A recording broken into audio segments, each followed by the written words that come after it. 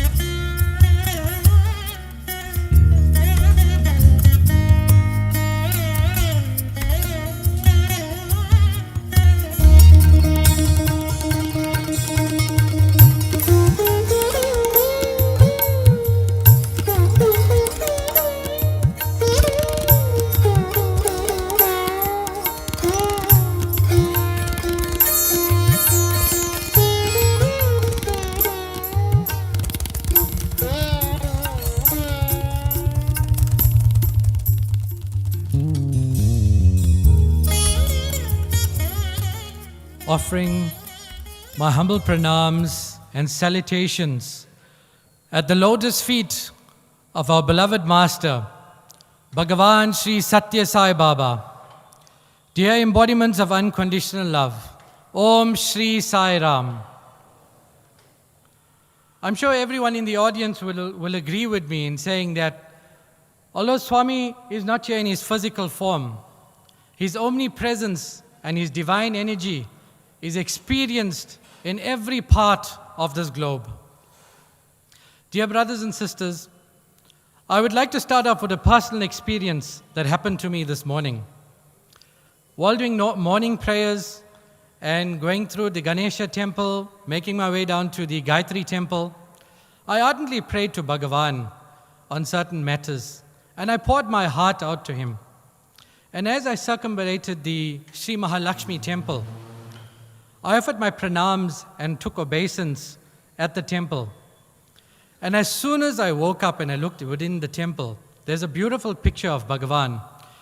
And the minute I looked up, one end of the garland came loose and started swinging.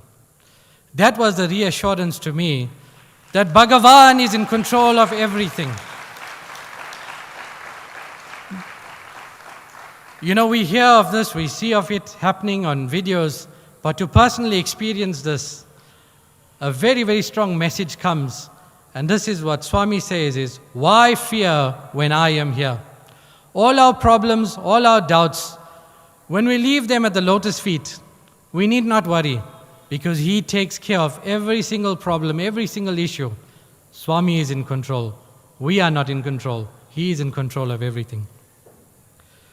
Dear brothers and sisters, in every single discourse that Bhagavan speaks, he starts off with the words Prema Solupala, embodiments of divine love. And that's exactly what each and every one of us. We are embodiments of divine love. We are sparks of the divine. We are the messengers of Sai. We are the beacons of light. We are the Sai soldiers that will carry his message across the globe.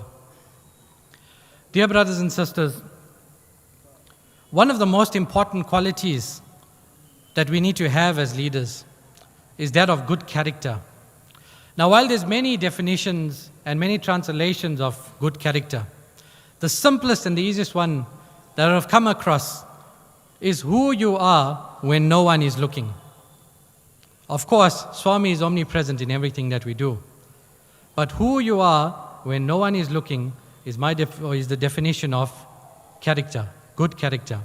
It's also doing the right things all the time. Very, very important. Dear brothers and sisters, we hear the stories of the sacred text from the Ramakatha Rasa Vahini to the Bhagavata Vahini. And every time that we immerse ourselves in the Ramayana, the Ramakatha Rasa Vahini, it's as if we are part of the story and part of the journey of Lord Ram. Many have wondered, including myself, how fortunate were those bhaktas of Ram during the time of Ramayana. How fortunate were the gopis to be in the presence of Lord Krishna. Dear brothers and sisters, in decades to come, when people read the literature of Satya Sai Baba, they would say, how fortunate were the Sai devotees to be present when God walked on earth. This is how fortunate we are, dear brothers and sisters, to be here today, to be in the presence of the Lord, of God Himself. It is now my immense pleasure to offer to you, my dearest Bhagwan, our production entitled #I Hear You Swami. This production revolves around the disarray of the world, highlighting power struggles, selfishness, greed, irrationality, and so on. There is a mass movement of darkness, and its inhabitants are easily influenced by the intense flow in that direction. In keeping with the unity of the world, the ails of each continent are touched upon. The angels overlooking the world make observations of the source of strife and trouble as they speak to the vices of man. Thereafter, the realization comes as the angels discover that the vices can only have an impact on man if they are given permission to do so. Man, in his weakness, allows the vices to control their lives, bringing about ruination, heaviness, and misery, all of which have a ripple effect on our dearest planet. Despite the flow of negativity, Swami is silently touching the lives of many of us who chose to go against this flow. These individuals are making strides to swim against the strong ebb of darkness by behaving differently. They are not simply listening, but acting on His divine guidance and emerging triumphantly. Stories of transformation begin to unfold. The production concludes with an interactive session of a guided visualization session which involves all present inside Kulwant Hall as a facilitator guides us, the congregation, into experiencing the oneness of man, the fatherhood of God, using our thoughts and imagination to create the golden age in our minds. Yat pavam tat pavati. As you think, so it becomes. The message is delivered with dance, song, and dramatization by children from across the world. Jai Sai Ram.